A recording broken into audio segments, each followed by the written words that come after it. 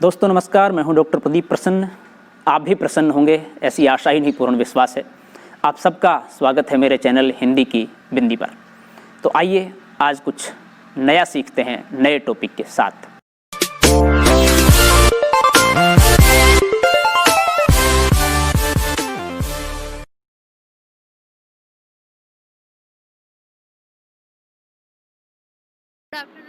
Good afternoon.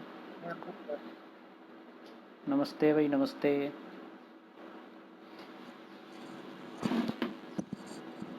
जी, तकनीकी रूप से कुछ दिक्कत आ गई थी, इसलिए कुछ विलंब हो गया। चलिए हम शुरू करते हैं। आप 3 विद्यार्थी आ गए हैं, 1-2 विद्यार्थी और आ जाएंगे अपने समय के अनुसार।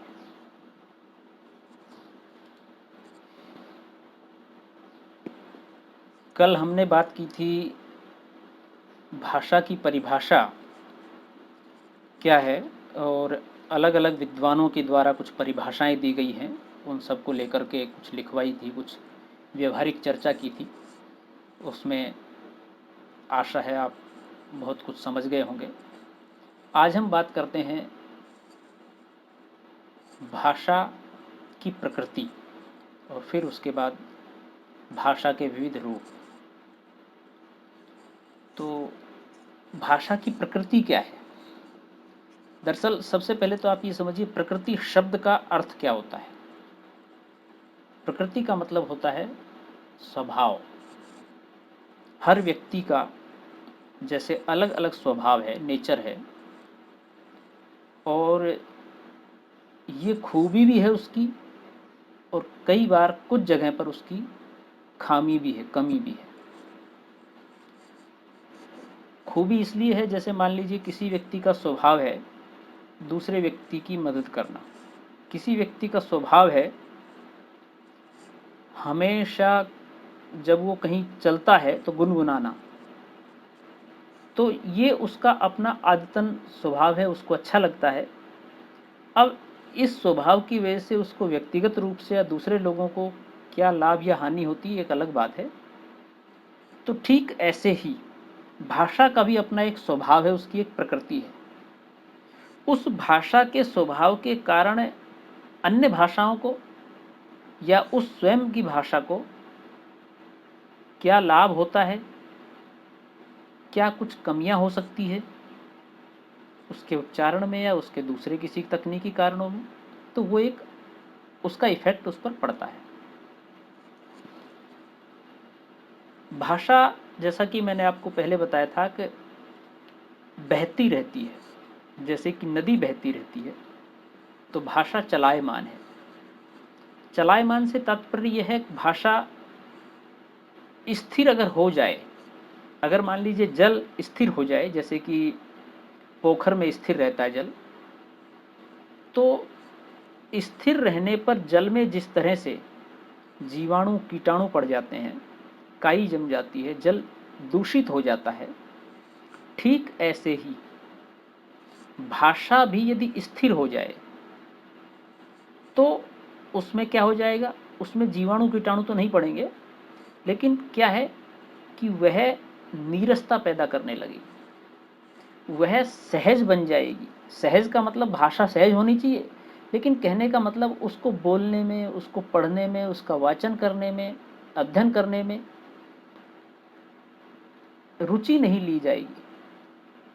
तो भाषा का चलायमान होना, गतिमान होना बहुत आवश्यक है। इसीलिए भाषा क्या होती है, परिवर्तित होती रहती है, और भाषा का अपना एक स्वभाव होना चाहिए कि वह परिवर्तित होती रहे, यानी कि भाषा में लचीलापन होता है। ये भाषा का स्वभाव है, होना भी चाहिए। कुछ भाषाएं मान लीजिए ऐसी हों जो कितनी कठोर हों, जो अपने पास न किसी को आने दे, न किसी दूसरे के पास स्वयं जाएं। तो ऐसी भाषा हो, चाहे ऐसे व्यक्ति हों, वो दोनों ही समाज में सर्व नहीं हो सकते, व्यवहारिक नहीं हो सकते, सर्वाइव नहीं कर सकते। सॉरी। जैसे हम जब समाज में रहते हैं तो स्वाभाविक रूप से हमें पूरे समाज के लोगों से कार्य होता है। आप आपको सब्जी की आवश्यकता है तो आप सब्जी खरीदने जाएंगे। आपका जूता टूट गया है तो आप मोची के पास जाएंगे ठीक करवाने के लिए। आपकी चेयर खराब हो गई तो आप बढ़ई के पास जाएंगे उसको ठीक कराने के लिए। तो कहने का तात्पर्य है कि जैसे व्यक्ति समाज में बहुत सारे लोगों से जुड़ा हुआ रहता है और उनके साथ जुड़कर के कार्य करता है, ठीक ऐसे ही भाषा भी अनेक भाषाओं से जुड़कर के कार्य करती है, अनेक दूसरी चीज़ों से अपने लिए चीज़ें स्वीकार करती है। जैसे पूर्व में जो भाषा थी और वर्तमान में जो भाषा है उसमें बहुत परिवर्तन है। उसके परिवर्तन होने का एक कारण ये है कि वह दूसरी भाषाओं से शब्द, व्याकरण या अन्य चीज़ें स्वीकार करती रहती है, अपने में समाहित करती रहती है, इसीलिए भाषा चलायमान है। भाषा के अपने गुण या स्वभाव को प्रकृति कहते हैं। प्रत्येक भाषा की अपनी प्रकृति है, उसकी आंतरिक संरचना है, उसके गुण हैं, अवगुण हैं। भाषा एक सामाजिक शक्ति है जो व्यक्ति को प्राप्त होती है, मनुष्य को प्राप्त होती है, प्राणी को प्राप्त होती है, और वह प्राणी जगत अपने पूर्वजों से उसे सीखता है, बोलता है और उसका उपयोग करता है दूसरे लोगों के लिए या अपने कार्य के लिए। पूर्वजों से भाषा सीखी जाती है, यानी कि परंपरागत तरीका है। भाषा विकास करती है, यानी कि उसमें लचीलापन है, वह आगे बढ़ती है। यह परंपरागत और अर्जित दोनों तरीकों से सीखी जाती है भाषा। आप या कोई भी बच्चा जब छोटा होता है तो उसके परिवार में जो भाषा बोली जाती है वो सीखता है वो, लेकिन जब वो अध्ययन अध्यापन करता है तो उसके साथ साथ वह जो परिवार में बोली जाती है उसके अलावा दूसरी भाषाएं भी सीखता है। वह फ्रेंच सीख सकता है, अंग्रेजी सीख सकता है, संस्कृत सीख सकता है या अन्य जो भाषाएं वो सीख सकता है। तो परंपरागत रूप से और अर्जित दोनों तरीके से भाषा सीखी जाती है। जीवंत भाषा चलायमान है, जैसे पानी बहता है इसी तरह से वह सदा प्रवाहित होती रहती है, निरंतर बहती रहती है। मुख्यतः भाषा के दो रूप हैं, कथित और लिखित, यानी कि कहन बोलना, ध्वनि जिसकी बात हम पिछले 2-3 दिनों से कर रहे हैं, और एक लिखित यानी कि लिखित भाषा।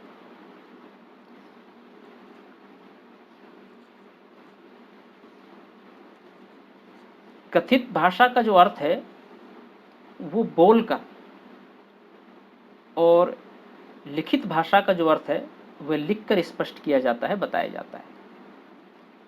समय, स्थान, इन सब के प्रभाव के अनुसार भाषा के अनेक रूप होते हैं, भाषा उनमें विभाजित हो जाती है।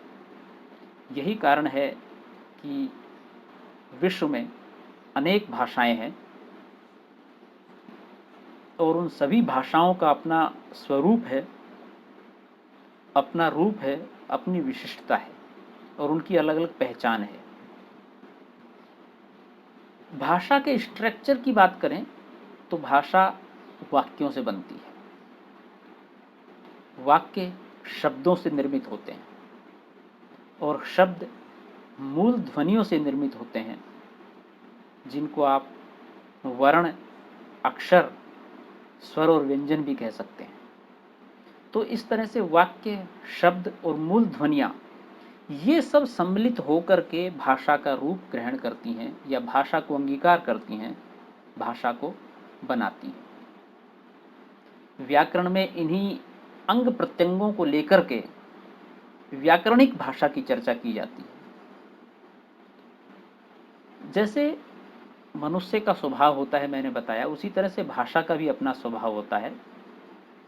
उसकी प्रकृति, उसका भौगोलिक परिवेश, जीवन पद्धति, ऐतिहासिक घटनाक्रम, सामाजिक, सांस्कृतिक, वैज्ञानिक क्षेत्र, उनके दृष्टिकोण, इन सब के आधार पर धीरे धीरे भाषा विकसित होती है, बनती है और अगली पड़ाव में, अगले रूप में ढलती जाती है। भाषा की प्रकृति को हम कुछ बिंदुओं में बांट सकते हैं। वो बिंदु कौन कौन से हैं? जैसे कि पहला बिंदु है सामाजिकता, यानी कि अब भाषा का सामाजिकता यानी कि समाज से क्या सरोकार है, तो भाषा के लिए समाज का होना आवश्यक है। क्यों? क्योंकि मान लीजिए मैं बोल रहा हूँ और मान के लीजिए यथार्थ है, बोल ही रहा हूँ और आप सुन रहे हैं, लेकिन मुझे सुनने वाला कोई है, तब तो मेरा बोलना सार्थक है। अन्यथा मेरा बोलना निरर्थक इसलिए हो जाएगा कि मेरे बोलने से कोई सुन ही नहीं रहा, कोई इफेक्ट नहीं हो रहा, कोई प्रभाव नहीं हो रहा, कोई परिवर्तन नहीं हो रहा, कोई गति नहीं हो रही, तो व्यर्थ है बोलना। मुझे बोल करके स्वयं को स्वयं सुनाना है तो फिर बोलने की आवश्यकता नहीं। क्यों? क्योंकि जैसा कि कल हमने पढ़ा था भाषा की परिभाषाओं में कि आत्मा की मूक अभिव्यक्ति जब होठों पर आती है तब वो भाषा बनती है, अन्यथा तो आत्मा की वार्तालाप अंदर अंदर चल रही है। तो समाज की आवश्यकता है, प्राणी की आवश्यकता है भाषा के लिए, तो इसलिए वह सामाजिक है। समाज के बिना भाषा की कल्पना निरर्थक है, नहीं की जा सकती। अतः भाषा एक सामाजिक संस्था है, ऐसा कहा जा सकता है। दूसरा बिंदु है अर्जन। अर्जन अर्थात स्वीकार करना, अर्जित करना। भाषा हर व्यक्ति सीखता है। अब वो कहाँ कहाँ से सीखता है, कैसे कैसे अर्जित करता है, उसके रूप या फिर उसके स्रोत अलग अलग हो सकते हैं, लेकिन वो अर्जित करता है। भाषा संस्कार रूप में ग्रहण करते हैं। जैसे कि बहुत सारे लोगों को हम बातचीत करते हुए सुनते हैं तो अक्सर कहते हैं इनकी भाषा बहुत गंदी है, ऐसे ही संस्कार मिले होंगे इनको। इसकी भाषा बहुत परिमार्जित है, इसको ऐसे संस्कार मिले। इसकी भाषा अच्छी नहीं है, तो संस्कार से, संस्कार का मतलब आपका समाज, आपका परिवार, आपका परिवेश, जहां आप रहते हैं, जिस जगह पर भी रहते हो, चाहे वो महाविद्यालय, विद्यालय का प्रांगण हो, आपके पारिवारिक समाज सोसाइटी वाला गली मोहल्ला का स्थान हो, या आपकी मित्र मंडली हो, फ्रेंड सर्किल हो। जैसे कल परसों मैं एक उदाहरण दे रहा था कि मुंबई में यदि आप कुछ दिन चले जाएं, एक दो माह रहाए, तो वहाँ पर बहुत सारी चीज़ों के लिए जिस तरह के शब्दावली का प्रयोग करते हैं वो लोग, तो वो एक मुंबई भाषा हो जाती है। तो वैसी शब्दावली आप वहाँ उस जिस परिवेश में रहेंगे वैसी बोलने लग जाएंगे, तो उसका प्रभाव आप पर पड़ता है। तो भाषा संस्कार रूप से ग्रहण की जाती है। व्यक्ति अनुकरण, व्यवहार और अभ्यास, इन तीनों से भाषा को अर्जित करता है। अनुकरण अर्थात जैसा मैं बोल रहा हूं वैसा आप बोलें, जैसा कोई और बोल रहा है वैसा मैं बोलूं, ऐसा हम बोलने का प्रयास करते हैं। यानी कि शुद्ध बोलें, अच्छा बोलें, स्पष्ट बोलें, ताकि सामने वाला सुन सके।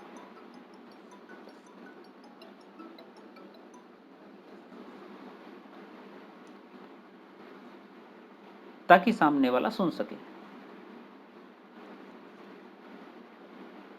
व्यवहार, जैसी भाषा आप बोलेंगे या उदाहरण के लिए सीखेंगे वैसी आप बोलेंगे, और जैसी आप बोलेंगे वैसा प्रभाव आपका, आपके व्यक्तित्व का उस भाषा के द्वारा अन्य लोगों पर पड़ेगा।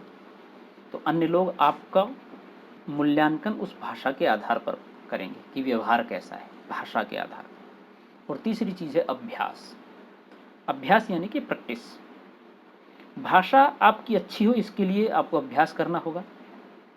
और भाषा ही नहीं, बल्कि आप किसी भी चीज में निपुणता लाने चाहते हैं तो उसके लिए अभ्यास, प्रैक्टिस बहुत जरूरी है। सर एक बात बोलो सर इसी पे। बोलो बोलो।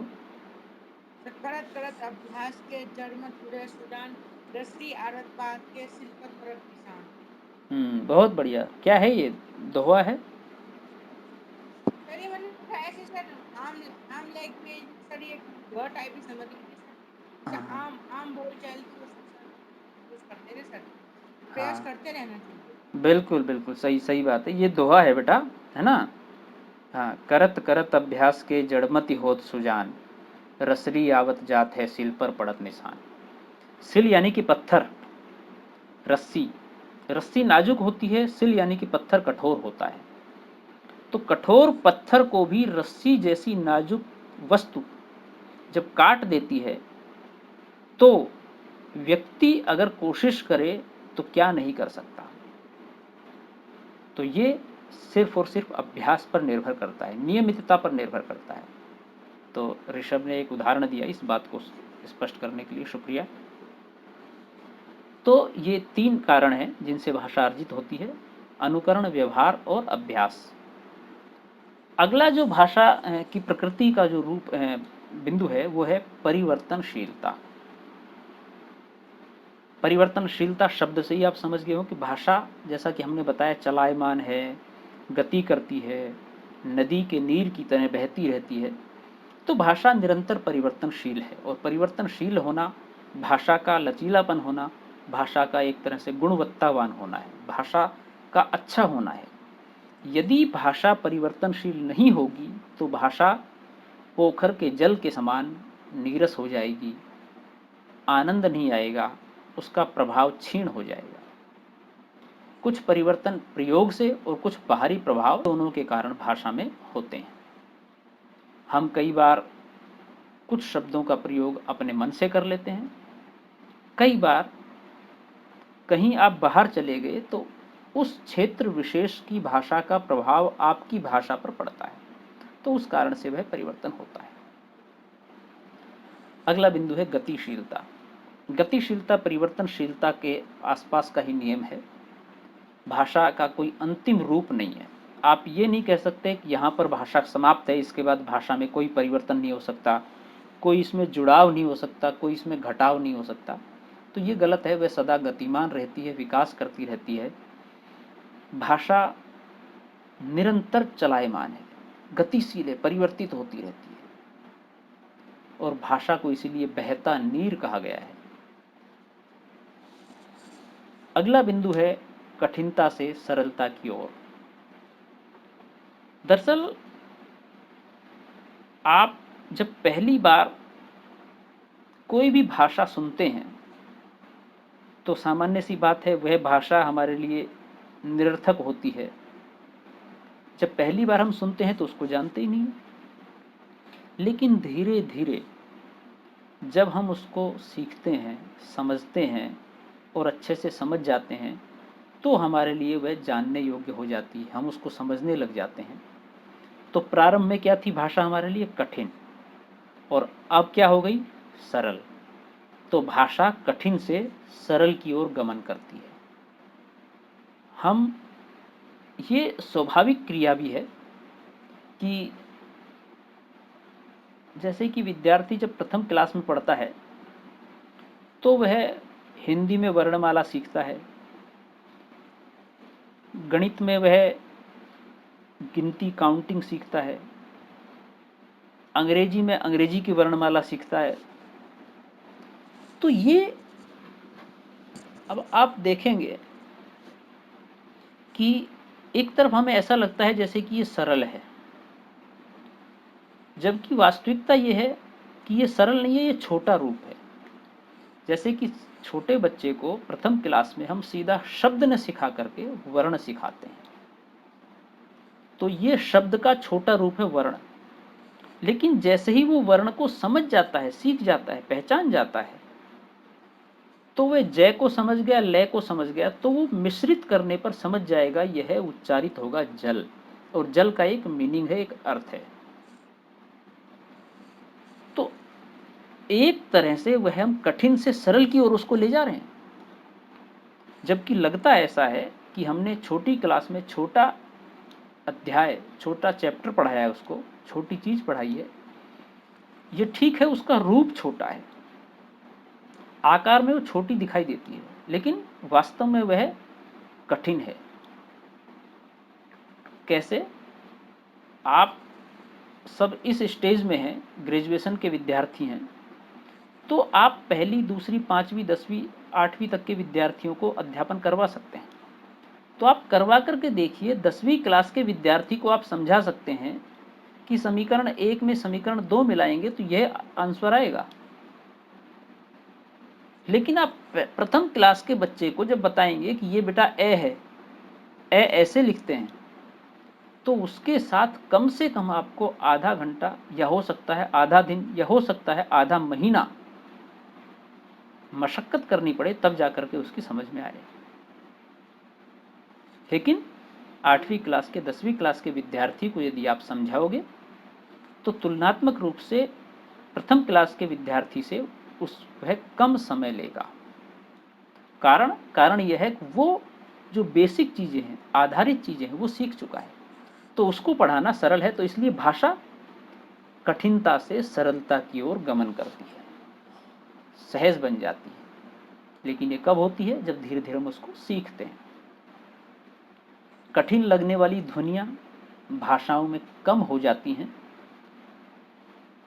बहुत सारे शब्द हैं जो आपसे उच्चारित नहीं होते होंगे या प्रारंभ में नहीं होते थे, लेकिन हम उनका अभ्यास करते हैं तो वो सरल हो जाते हैं।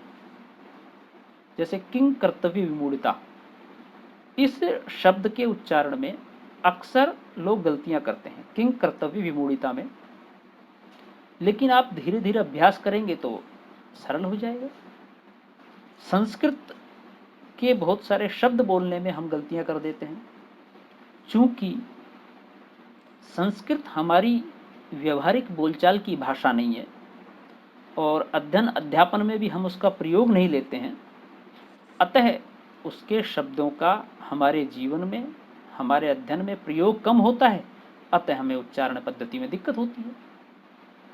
इसके बनिस्पत आप बहुत सारे अंग्रेजी के शब्द बड़ी सहजता से उच्चारित कर लेते होंगे। उसका कारण क्या है? उसका कारण यही है कि अंग्रेजी के बहुत सारे शब्द हम सुनते हैं, हम बोलते हैं, हम पढ़ते हैं, तो कठिनता से सरलता की ओर इस तरह से भाषा गमन करती है।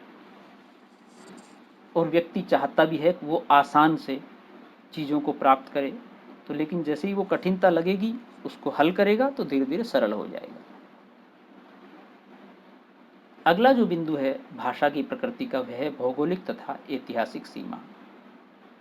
देखो, मैंने ये बिंदु आपको लिखवाए नहीं है, कल समय काफ़ी ख़राब हो जाता है लिखने में, लेकिन मैंने कहा था आपको मैं डालूँगा, तो 1-2 दिन में मैं वीडियो बना करके और YouTube चैनल पर डाल दूँगा।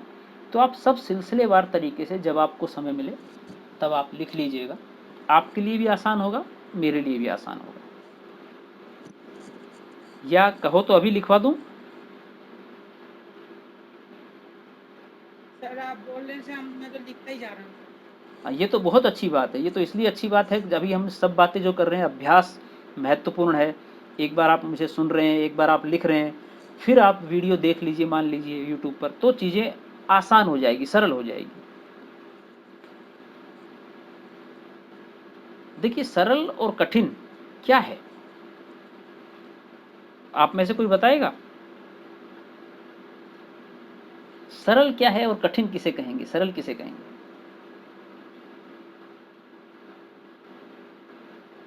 जब जब इसे इंसान को कोई चीज आ जाती है, ऐसा वो करने लग जाता है और उसका आदी हो जाता है, तो वो बोलते हैं कि सरल है। और बिल्कुल, किसी चीज का वो पहली बार कर रहा है, उसको करना नहीं आ रहा है, वो बोलता है कि वो मेरे लिए कठिन है। बिल्कुल, बस इतना सही बात है। बहुत सही बताया ऋषभ ने कि जो आप जानते हो, जो आपको आ गया वो सरल है, जो नहीं जानते वो कठिन है। अब इसको और हम सरल भाषा में सीखते हैं कि अब देखिए, इसको ऐसा है जैसे अभी थोड़ी देर पहले मैंने उदाहरण दिया कि कुछ शब्द हैं जिसको बोलने में कठिनाई होती है। इसका मतलब ये नहीं कि वो शब्द कठिन हैं, जटिल हैं, उनको समझ नहीं सकते, बोल नहीं सकते, बस हमने उच्चारित नहीं किया है, हमारा अभ्यास नहीं है उन शब्दों के उच्चारण का, इसलिए हमारे लिए वो कठिन हो जाते, अन्यथा वो शब्द कठिन नहीं है। भारत के प्रधानमंत्री का नाम क्या है? श्री नरेंद्र मोदी। अब देखिए ये कितना सरल है। पुर्तगाल के प्रधानमंत्री या राष्ट्रपति का नाम क्या है? नहीं पता जी। बहुत कठिन है ना। जिसको नहीं पता वो कठिन है, और सरल भाषा में सीखते हैं, हम जानते हैं। जैसे हम ऋषभ का नाम जानते हैं, लेकिन हमें ऋषभ के पापा का नाम नहीं पता। अब मेरे लिए ये कठिन है, ऋषभ के लिए वही चीज सरल है। इससे विपरीत कर लीजिए, मेरा नाम आप जानते हैं, मेरे पिताजी का, मेरे पापा का नाम आप नहीं जानते, तो मेरे पापा का नाम मेरे लिए सरल है, आपके लिए कठिन है। तो कठिन और सरल की परिभाषा यही है, हर व्यक्ति के लिए जो चीज़ कठिन है वो अलग अलग रूप से डिफाइन होती है। जो मेरे लिए सरल है वो आपके लिए कठिन हो सकता है, जो आपके लिए कठिन हो मेरे लिए सरल हो सकता है, अर्थात कठिन वह है जो मैं नहीं जानता। सिर्फ इतनी सी बात है। चलिए ठीक है, हम आगे चलते हैं, आगे बढ़ते हैं। भौगोलिक तथा ऐतिहासिक सीमा, ये भाषा की प्रकृति का अगला बिंदु है। भौगोलिक ऐतिहासिक सीमा को आप समझने के लिए ऐसा समझें कि जैसे कि राजस्थान है, हरियाणा है। अब हमें कैसे पता लगेगा ये राजस्थान है और ये हरियाणा है? तो एक सीमा रेखा बना दी गई है कि यहाँ तक का राजस्थान है, यहाँ तक का हरियाणा है, उसके आगे दिल्ली है, इसके बगल में पंजाब है, ये उत्तर प्रदेश है। तो ऐसे सीमा निर्धारित कर दी गई है। तो ये जो भौगोलिक सीमा है, अब इस सीमा को निर्धारित करने में कुछ कारण रहे होंगे कि इतने इतने को राजस्थान बनाया गया है। इसका मतलब इस पूरे राजस्थान में कोई कुछ चीज़ें ऐसी होंगी जो कॉमन होंगी, जो सभी लोग बोलते होंगे, प्रयोग करते होंगे, इस्तेमाल करते होंगे, जो सबके लिए समान जैसी होगी। तो उसकी सीमा निर्धारित करने में एक पक्ष यह हो गया। तो ये तो हो गई भौगोलिकता। तो भौगोलिकता के आधार पर उस राज्य की, उस भौगोलिक क्षेत्र की जनता, वहाँ के निवासी लोग एक समान जैसी भाषा बोलते हैं। अब एक समान जैसी मैंने इसलिए कहा, जैसे राजस्थानी लोग, जो राजस्थान में है वो खास तौर से, अब आपको पता होगा राजस्थान में भी लगभग 6 या 7 बोलियां हैं जो अलग अलग क्षेत्र विशेष जिले के अंदर ही कम से कम 2-3 बोलियां मिल जाएंगी, बोली जाती हैं। जैसे उदाहरण के लिए अलवर जिले की बात करें, तो अलवर जिले में आपको, यदि आप पश्चिम की ओर थोड़ा जाएं तो बहरोड वाले क्षेत्र में आपको हरियाणवी टच मिलेगा। आप थानागाजी साइड जाएंगे तो आपको थोड़ा सा जो जयपुर वाला ढूंढानी टच है वो मिलेगा। आप तिजारा रामगढ़ की तरफ जाएंगे तो आपको मेवाती का प्रभाव मिलेगा। और थोड़ा सा आप और उधर चले गए, जो डीग मथुरा नगर की ओर चले गए, उसके टच वाला हिस्सा जो चले गए अलवर का, खेड़ली वगैरह का, कठूमर वगैरह, तो वहां पर आपको ब्रज का प्रभाव मिलेगा। तो ये अलवर डिस्ट्रिक्ट सिर्फ एक जिले के अंदर 4-5 बोलियां हो गई, पूरे राज्य में करीब 8-10 बोलियां हैं। तो सिर्फ राजस्थान के भौगोलिक क्षेत्र को देखते हुए पूरे राजस्थान की भाषा हम राजस्थानी नहीं कह सकते। अगर राजस्थानी भाषा है तो उसमें 10 बोलियां हैं कम से कम। तो इस तरह से, लेकिन इन 10 बोलियों में आपस में काफ़ी चीज़ें ऐसी हैं जो तालमेल खाती हैं, जिनमें एक रूपता, एक समानता दिखाई देती है। तो ये भौगोलिक सीमा है, अर्थात जिस भौगोलिक सीमा की भाषा में लगभग बहुत सारी चीज़ें समान हो, एक जैसी हो, उसके आधार पर। और ऐसे ही ऐतिहासिक सीमा, यानी कि परंपरागत रूप से इतिहास से कुछ भाषाएं या भाषा के कुछ तरीके ऐसे हैं जो लगातार चलते आ रहे हैं, वैसे ही हों। प्रत्येक भाषा किसी विशेष काल से आरंभ होकर इतिहास के निश्चित काल तक व्यवहार में रहती है। जब भाषा का इतिहास आप और पढ़ेंगे हम बाद में, तो हमने आपको शायद कल परसों बताया था कि पहले संस्कृत बोली जाती थी, संस्कृत में वैदिक, लौकिक, फिर प्राकृत, फिर पाली, उसके बाद अपभ्रंश, फिर हिंदी में भी सबसे पहले अवधी, ब्रज, फिर खड़ी बोली हिंदी आई। तो बदल रही है, एक समय में एक निश्चित समय तक ही रह रही है भाषा, उसके बाद परिवर्तित हो रही है। तो भाषा का अपना इतिहास है। अगला बिंदु जो है वो है निजी संरचना। निजी संरचना अर्थात प्रत्येक भाषा की अपनी निजी संरचना होती है। जैसे हर व्यक्ति का अपना स्ट्रक्चर अलग अलग है।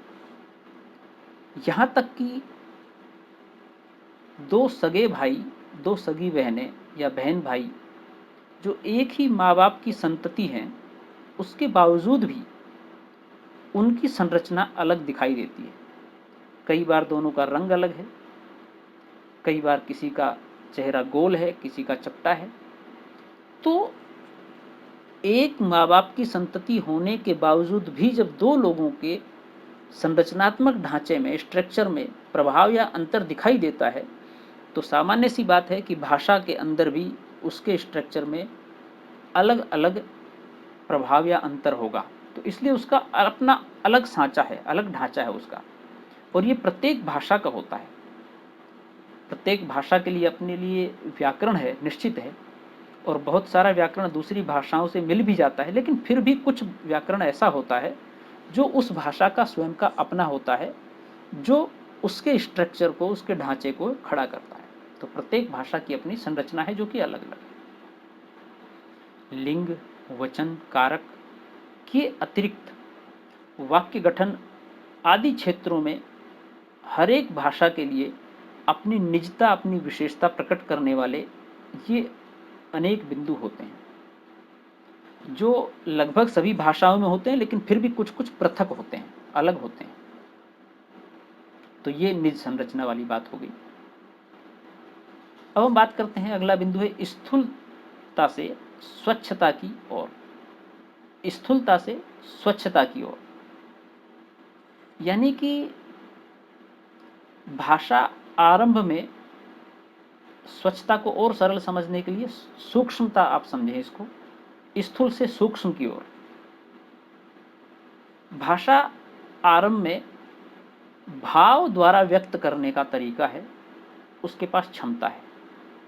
अब देखिए, भाषा जो ध्वनि है वो शब्द है, वो लिखित भी हो सकता है और मौखिक भी हो सकता है, लेकिन जो भाव है वो कभी लिखा नहीं जा सकता, वो सिर्फ व्यक्त किया जाता है। तो वह एक तरह से अदृश्य है, इतना सूक्ष्म है कि उसे देख नहीं सकते आप। भाव सिर्फ महसूस करने की चीज है। आपके इसमें है नहीं, लेकिन हिंदी साहित्य का अध्ययन आप में से किसी विद्यार्थी ने किया हो या करेंगे, तो आप रस पढ़ेंगे, या नहीं भी पढ़ेंगे तो जीवन में काम आते हैं। जैसे कि आप जब कोई मूवी देखते हैं, तो मूवी में मान लीजिए हंसी का दृश्य, तो स्वाभाविक रूप से हमारे होठों पर भी हंसी आ गई। मूवी में मान लीजिए कोई जोश का, उत्साह का दृश्य है, तो हमारे हृदय में भी जोश उत्पन्न होता है। मूवी में कोई कारुणिक दृश्य है, करुणामय दृश्य है, जैसे मान लीजिए किसी असहाय को, किसी दुर्बल को कोई व्यक्ति पीट रहा हो, प्रताड़ित कर रहा हो, मार रहा हो, या किसी पक्षी को, किसी जानवर को, किसी पशु को कोई व्यक्ति निर्दोष को मार रहा हो, तो हमारे मन में एक संवेदना, एक दया भाव, एक कारुणिक भाव उसके प्रति प्रकट होगा। तो हम, कहने का तात्पर्य ये रस के कारण है, जो कि सामने जो चल रहा है उससे हमारा तादात्म्य हो जाता है, जुड़ाव हो जाता है। तो भाव जो है वो वही है।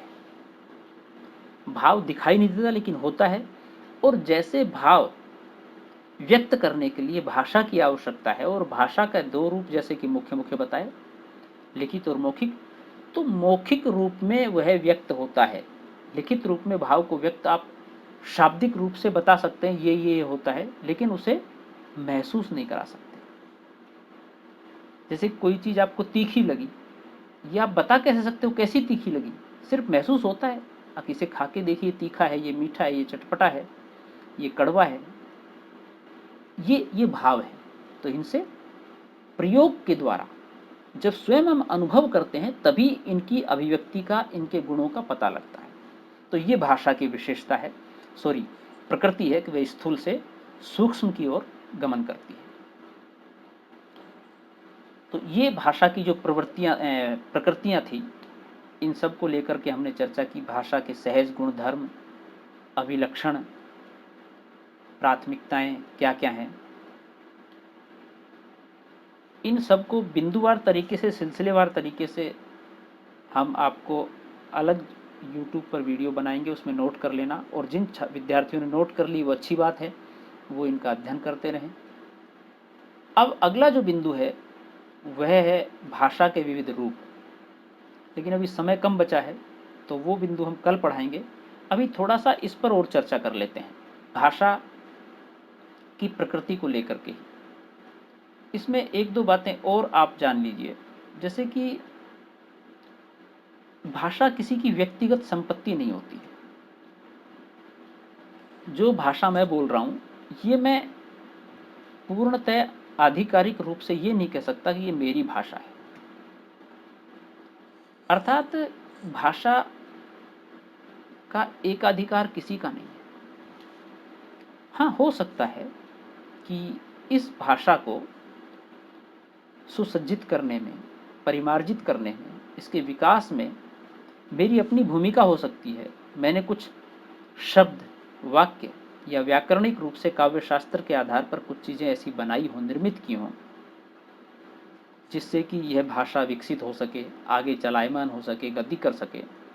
लेकिन मैं भाषा पर आधिकारिक रूप से ये नहीं कह सकता कि ये मेरी भाषा है, क्योंकि भाषा दरअसल जैसा मैंने बताया समाज में निर्मित होती है और समाज की आवश्यकता होती है। भाषा एक सामाजिक बिंदु है, तो वह समाज के लिए उपयुक्त होती है।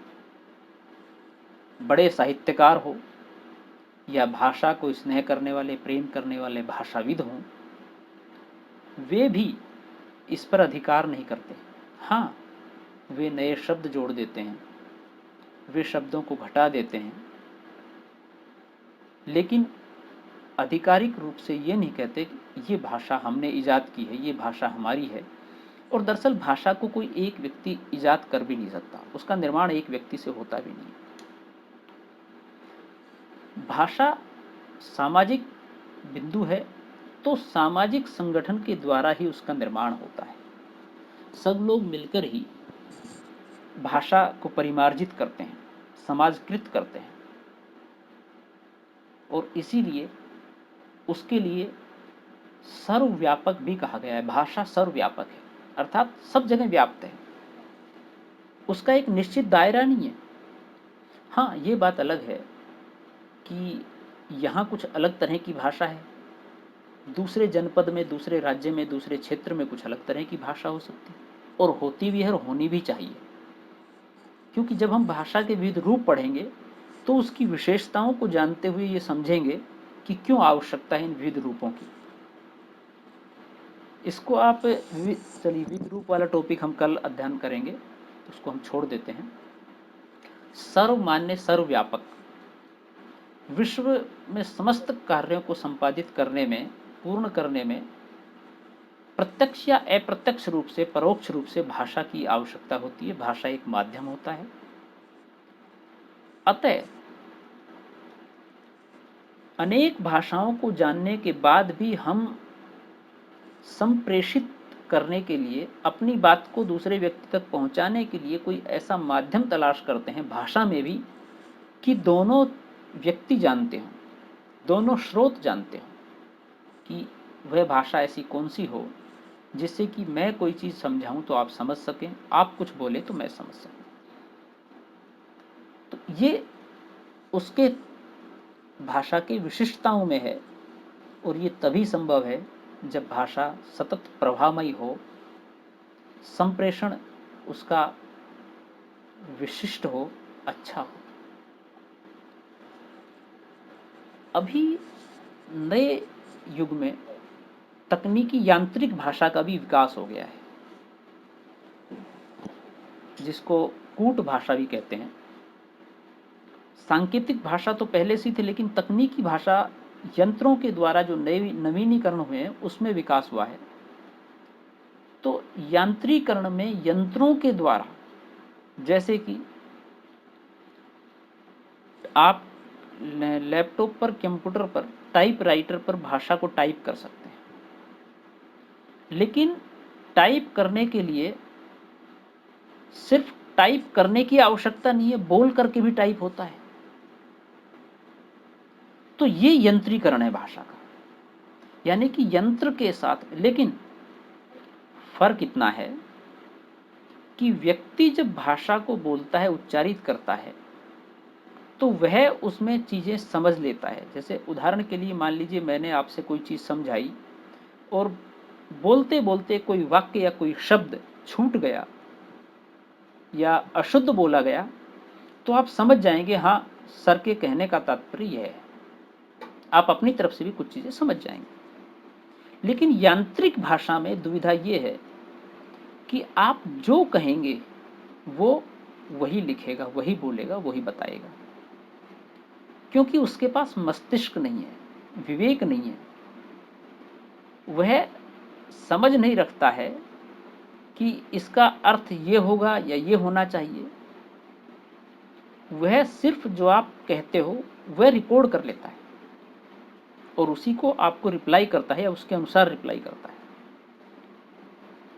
तो इसलिए यांत्रिक भाषा में ये दिक्कत है, लेकिन इसका चलन है और चलन की आवश्यकता है। और चूंकि ये एक ऐसा माध्यम है जिसको आज के युग में बहुतायत में बहुत सारी जगह बहुत सारे लोग प्रयोग में ले रहे हैं। भाषा दरअसल पूर्व में व्यवस्थित नहीं थी। उसका जो स्वभाव प्रकृति थी वो बिखराव था। भारत के अंदर, या भारत की बात छोड़ दीजिए, एक ही राज्य में अलग अलग रूप से उसके स्वरूप देखे गए थे। तो भाषा का मानकीकरण किया गया ताकि सही रूप में लिखी जा सके, एक रूपता उसके अंदर आ सके। जो बात मैं बोल रहा हूं या मैं लिख रहा हूं जिस तरह से, वही बात किसी दूसरी जगह पर व्यक्ति अगर लिखे तो उसी रूप में लिखे। जैसे क अगर मैंने एक आकार बनाया है क का कोई भी, तो वैसा ही क दूसरे व्यक्ति भी समझ सकें, उसे क ही समझ सके अन्य व्यक्ति। तो ऐसे इस आधार पर मानकीकरण हुआ। मानकीकरण को लेकर हमने पहले भी बात की है। भाषा संयोग अवस्था से वियोग अवस्था की ओर भी बढ़ती है। अर्थात प्राचीन युग से हम मध्य युग में आए और मध्य से फिर वर्तमान युग में आए, तो आप भाषा का जो विकास देखेंगे, भाषा के इतिहास का अध्ययन करेंगे, तो प्रारंभ में संयोग अवस्था में थी और धीरे धीरे वह रूप परिवर्तित करके वियोग अवस्था, विश्लेषणात्मक व्यवस्था में आई। अर्थात भाषा की बहुत सारी जटिलताओं को प्रारंभ में नहीं समझ पाए, लेकिन धीरे धीरे विद्वानों ने रिसर्च करके, उसके बारे में पता लगा करके उसे आसान बना लिया और वह आज गतिमान हो गई, सरल हो गई, सहज हो गई, सबके लिए आसान हो। भाषा नैसर्गिक क्रिया है।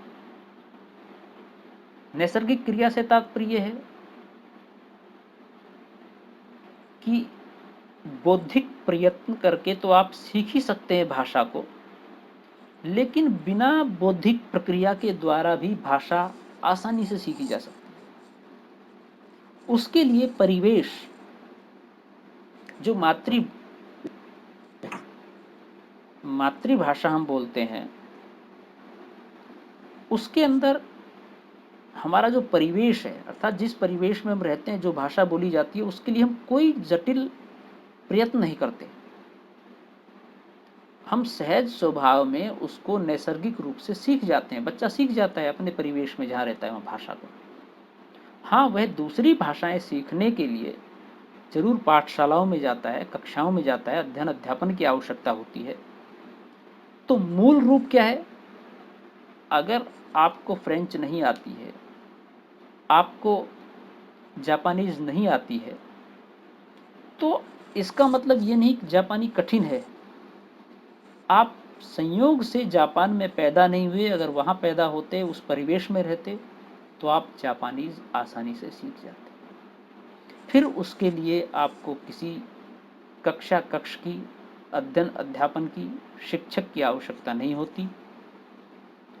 लेकिन आप 1, 2, 5 जितनी भी भाषाएं हैं उनको नैसर्गिक रूप से तभी सीख सकते हैं, प्राकृतिक रूप से तभी सीख सकते हैं जब उस परिवेश में रहते हैं। बाकी शेष भाषाएं आपको सीखनी पड़ेगी, उसके लिए अलग से समय लगाना पड़ेगा। तो खैर, ये आज का बिंदु भाषा की प्रकृति को लेकर के रहा। आशा है आप सबकी समझ में आया होगा। इससे संबंधित कोई सवाल हो आपके मन में तो बताएं, अगर कुछ दिक्कत हो तो। किसी को भी कुछ पूछना हो? नहीं सर।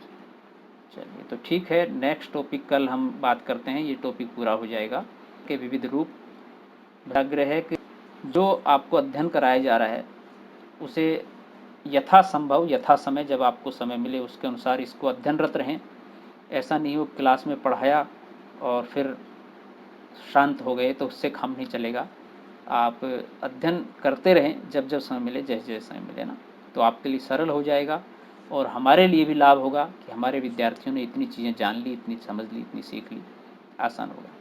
ठीक है, कल फिर मिलते हैं नए टॉपिक के साथ।